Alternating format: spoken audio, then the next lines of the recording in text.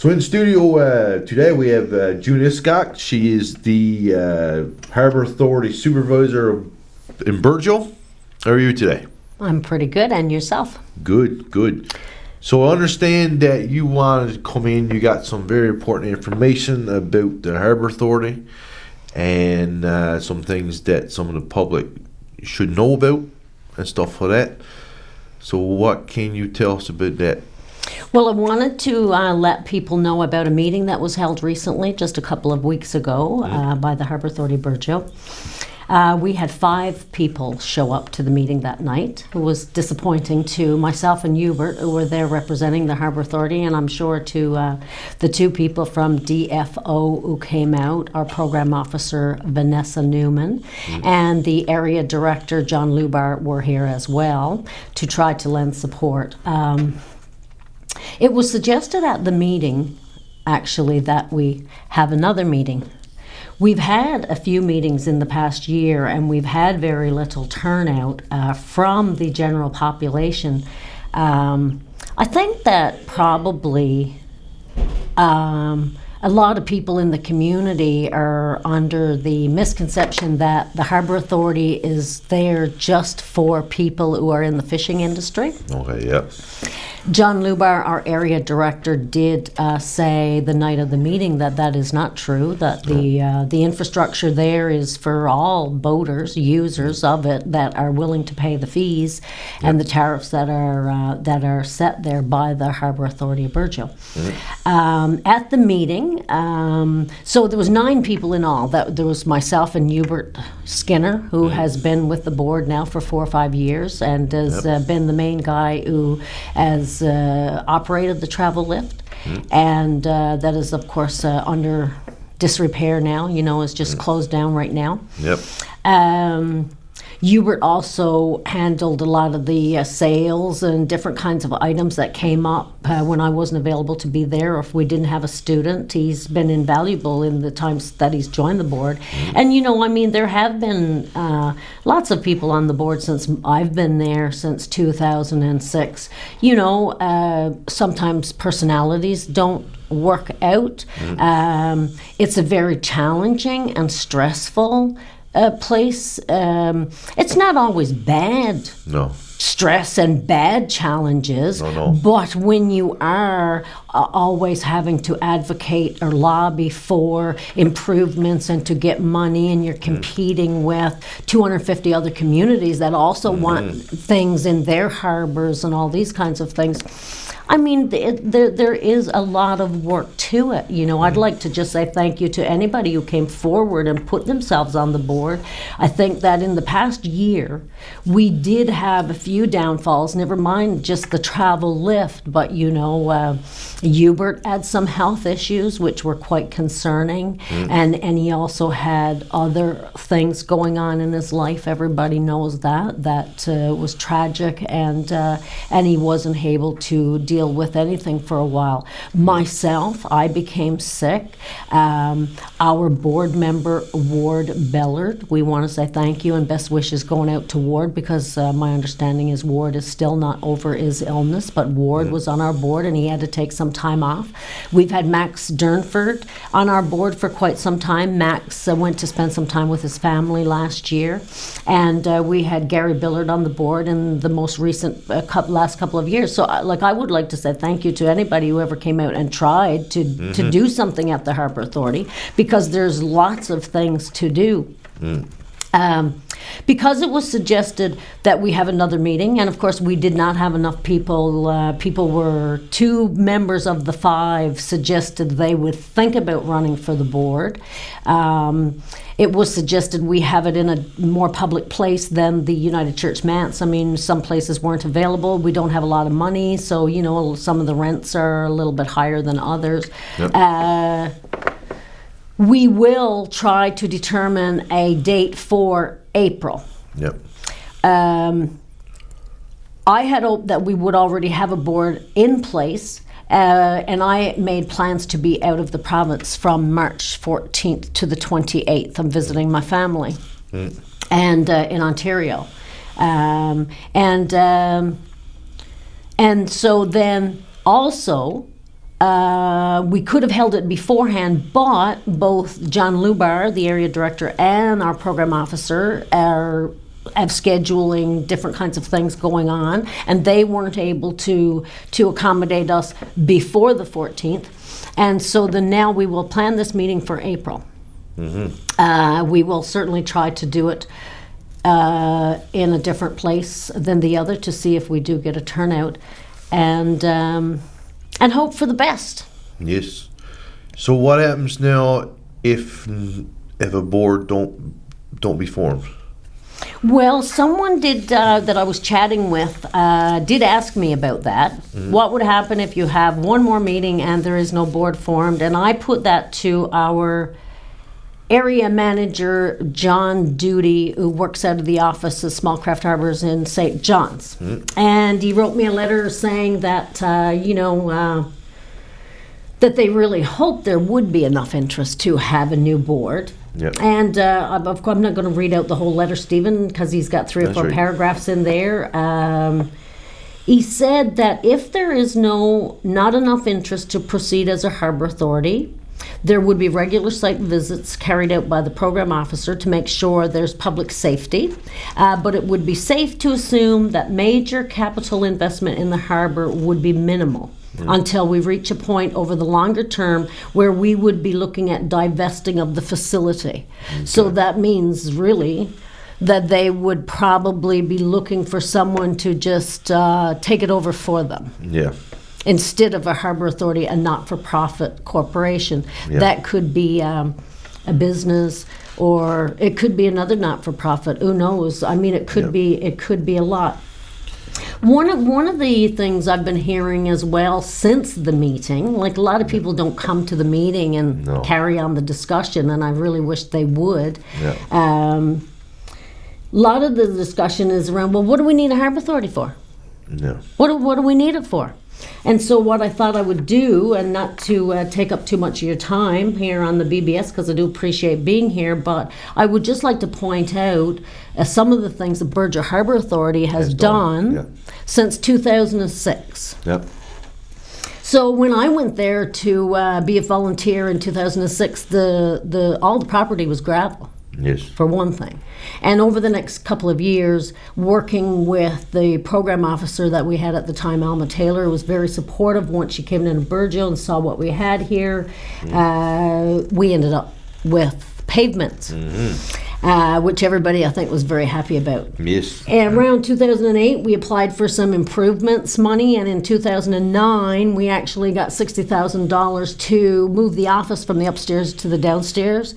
We made the washroom facility bigger. We put in there was a laundry and shower there before, but we just improved it and made it bigger and cleaner. And then, of course, we also made a space where we could maybe boost the sales there by, like we buy a lot of stuff from OP Fiberglass and Mercer's Marine to be able to accommodate boaters, because the boaters are coming in, then they buy all the sales. So that was the $60,000 improvement project that was done there. Hired like 2 or 3 people.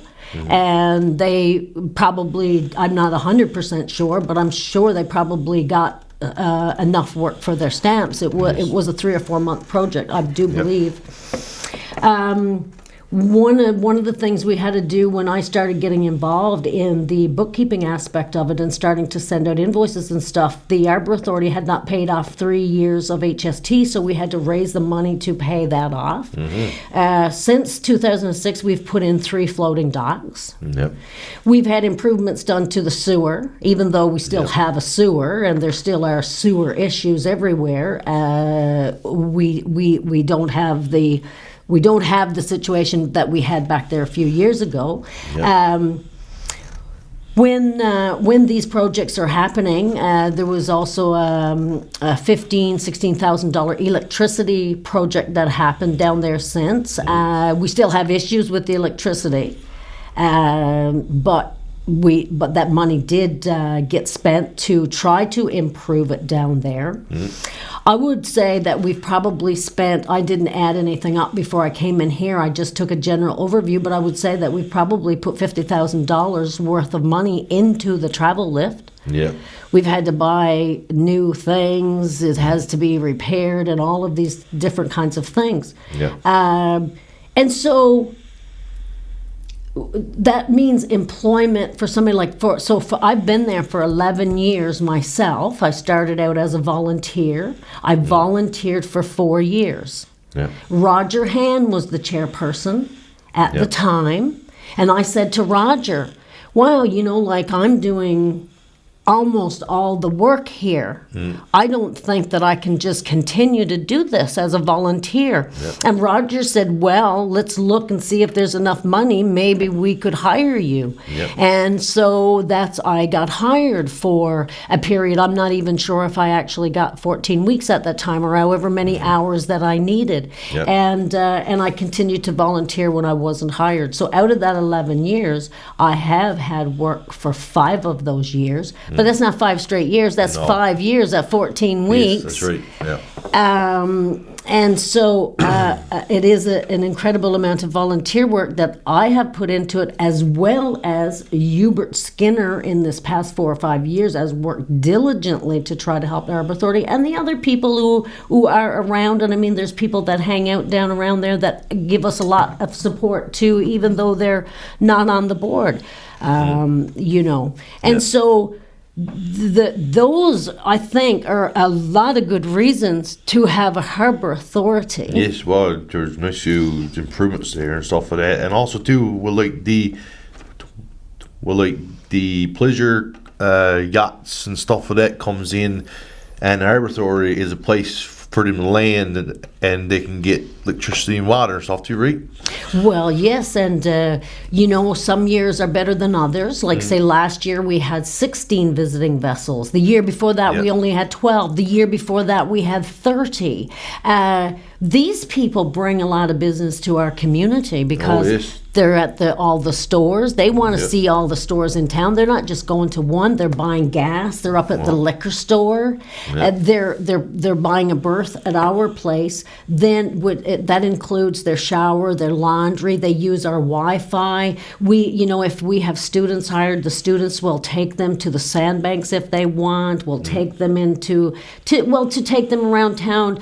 Some of them are good walkers and some of them are not. And but we try to help them out. And Stephen, it's invaluable to the community as a whole, having those people be treated well, be serviced with a clean facility, and to go away from here and say, wow, what a nice place Burgeo is. What a beautiful place Burgeo is. And look at the clean facility and nice people and very friendly. They're going to talk about that and tell their other friends about it to bring them in, right? I agree. So there are lots of benefits. I think so. Also, when we have improvements down there, we're hiring the construction company in town, except for the floating dock work. And some floating dock work, they still have to hire a few local people to do small jobs. But when there's been the sewer project, that's giving jobs to a local company here. Yes. And I think that is overall lots and lots of benefits for our community. I would like to put out there that it isn't just for the fishing community, that it is recreational boaters, that it is the business community. It's our town council. Nobody from the town council felt like they should come to our meeting. And I mean, at the meeting, Stephen, there was a few suggestions for me. Why don't you put an article in the Gulf News? Well, we had an article in the Gulf News last fall about our trials and tribulations with the travel lift. I mean, we have done that. People do know what's going on. Well, June, have somebody else go on the TV and talk instead of you. You know what I mean? Well, Stephen, it's very hard to get people to go on the television. Yes, and I know. Although, when we are planning our next meeting, Mr. John Lubar has said that he will come and chat with you and talk to the people of Burgeo about the Harbour Authority. One of the questions that came up is, since the meeting is, what would happen to the floating docks down there? I don't really know that. I haven't been able to ask my program officer because she's out of the office till next week. And she will answer those questions. It is possible, I guess, if there's no board in place, that we would lose those floating docks. Hopefully not. So I wanted to put some of these things out there. The other suggestion was, well, maybe, there's a lot of concern about the travel lift. And that you could talk for hours about the travel lift. But the travel lift is going to need a lot of money to put it back into the shape it needs to be safe and certified. Okay?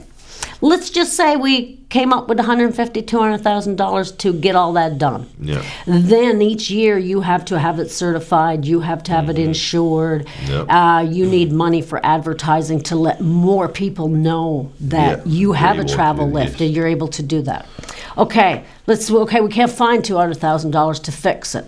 So then the suggestion was, well, work with a COA. Maybe a COA can come up with some money for a travel lift. And, last fall, before I became ill, and I'll just put out there, honestly, I became ill last year. I was diagnosed at the end of the summer with Crohn's disease. I'll put that out there because I know there are rumors going around that I have other things. It could be worse, but it did take me a few months to get my life straightened out, and it was all following a very stressful time for me when I was in touch with our MP. Ms. Goody Utchings would support anything that we are trying to do. She has let us know that we have her support. She put me on to two great people, one in innovation and trade and one in a COA. They have offered their support, and they sent me some documents to look at. And one of the big things that jumped out at me was that as long as you have your financial documents and this in place and your board in place, then we're good to go to work. Okay. And that was the very weak thing that we had going for us at that time. We had 3 absent board members, and now we've got a board member who's not feeling well, and then me trying to organize things, and then I'm not well. And so things kind of fell apart back there in the fall, and nothing was really done. Okay, These people, Andrew Parsons as well, our MHA, they all want to see that service back in Burgeo. The federal government has already said they do not support these big pieces of machinery. My concern with going to a COA is we can't get a $3,000 credit line at our bank, which we've been dealing with ever since the Harbour Authority formed in 2002. So how are we going to apply for $200,000 or $300,000 for a new travel machine? And if we were able to do that, how are we going to make the payments on such a large? Now, maybe there was some talk at the meeting that there's a possibility that if our proposal was more recreational than anything, because really that is the main industry down there is the recreational vessels now more than our fishing sector, and that there's maybe there is some grant money that could be gotten. And maybe there could be a way to have a travel lift service without having to invest that huge amount of money. Maybe there's a different way. But if people are not coming to the table and just opening up the discussion, not coming and saying, well, why don't you do this and why don't you do that and why don't you do something else? Because frankly, I'm one person. That's right, I work 14 weeks of the year. I'm committed to the Harbour Authority, and I have been. I love my community. I grew up in a boat. Someone said to me, how come you're down there? I grew up in a boat. I love it out in the boat. I go recreational fishing. I'm out in the boat as much as anybody else who owns a couple of boats. That's right. And I'm there because I believe in the Harbour Authority. I believe it has a lot of potential, especially if we are, as the town is trying to grow our tourism, experiential things that are coming for our future, possibly. Yeah, that's right. We also have spoken with the Burgeo Salmon Inc., and they have, I spoke to the gentleman who's here trying to get those fish farms here. He suggested to me that our harbor is not really big enough to service most of their vessels, but that possibly there was some business that they could provide to us with their smaller boats. And, so there is potential. Yeah. And there's potential for a lot of improvements if we had the right 3 people, 5 people, or 7. Let's see if I can count. So with a not-for-profit, and we are incorporated, you can have 3 board members, 5 or 7. Yeah. I may or may not be a part of that equation because a new board may have a plan.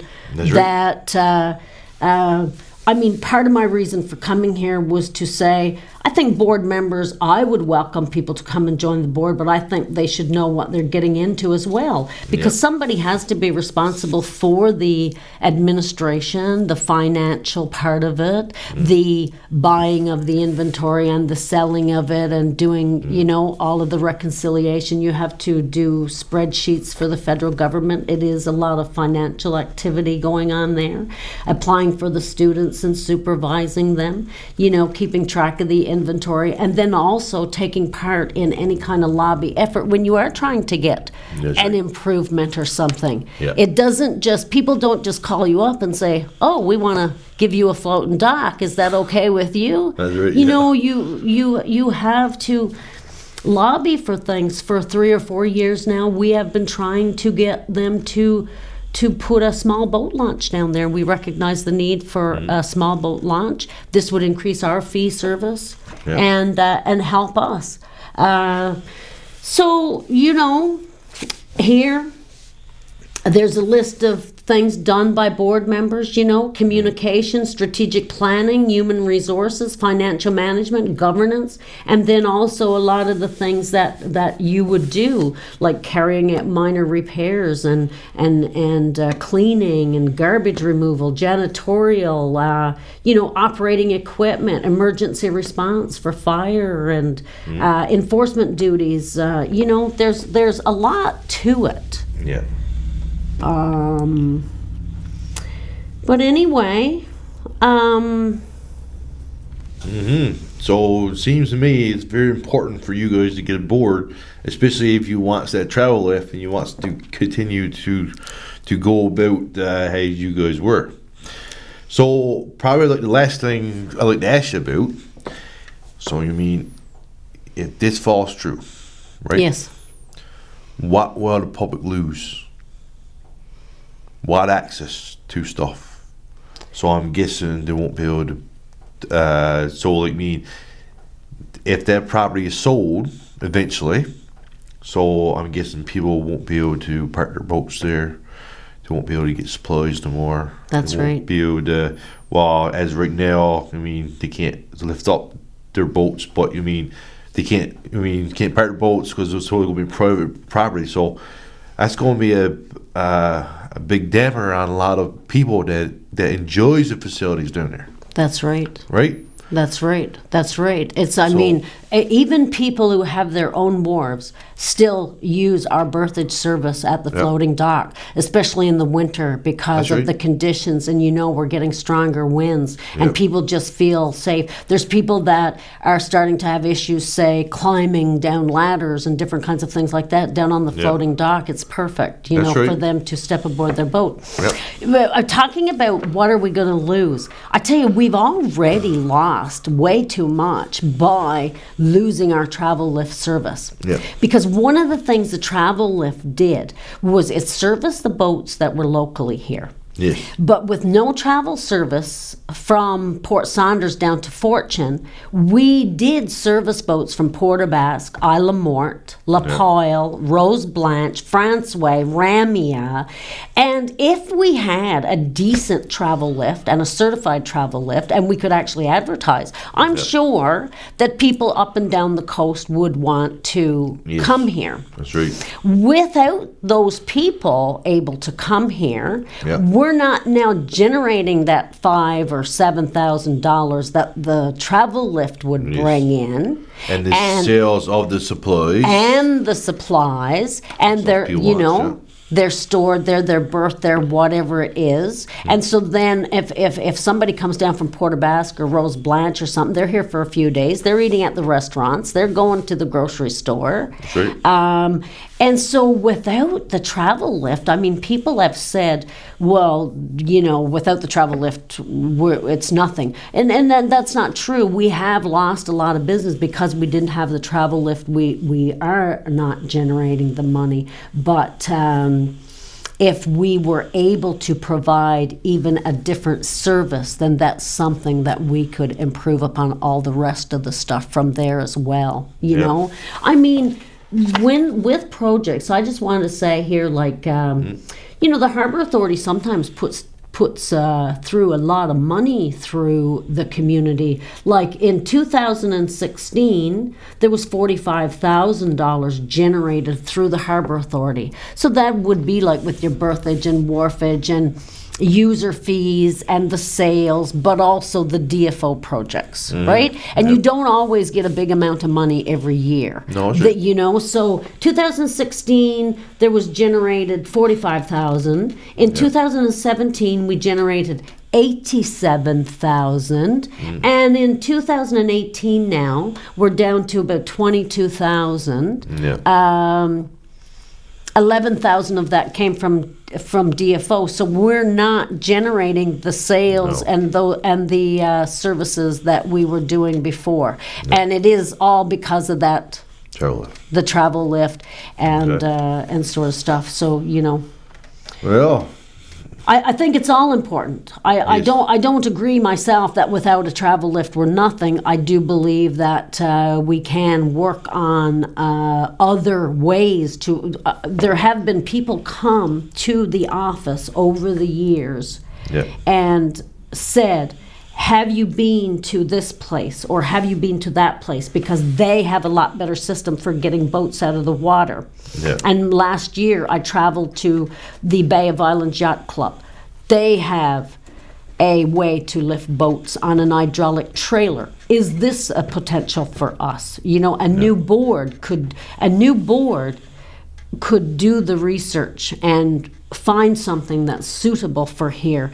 And the people in St. John's, DFO, Department of Fisheries and Oceans, have also suggested that with a new board, with the board's efforts at trying to continue a travel lift service, that they would be willing to help if there had to be any work done to change the wharf to accommodate a new kind of gadget or new hydraulic service, that they would certainly look into helping us to put more improvements into the wharf. But without a Harbour Authority, none of that is going to be done. Yes, boy. Well, I guess that's a lot for people to think about, and hopefully they will, and they will. You'll get some people to help you out with this, and because it would be a shame to lose Harbour Authority. It would be a shame. So I'd like to thank you very much. Thank you for the time, Stephen. And I appreciate it. And Stan, you're welcome to come back anytime to give us an update on. Well, I guess it'll be next month or so before you know us in a way and what's on the go. And hopefully very early in April we will be able to get this public meeting on the go. They've all been public, by the way. People keep saying have a public meeting. They're all, we always say users and interested parties. Anybody who's interested in what's going on could come out. And then also, I mean, if somebody, just hears a part of this conversation and just has any questions, anybody's welcome to give me a call. call Hubert or call someone connected with the Harbor Authority, but call me or email me at haburgio@gmail.com and give us some advice and feedback. Because I think the Burgeo Harbor Authority could use it. Yeah, perfect. Anyway, thank you very much. Okay, TGIF, Stephen. All right. All the best to you. Thanks.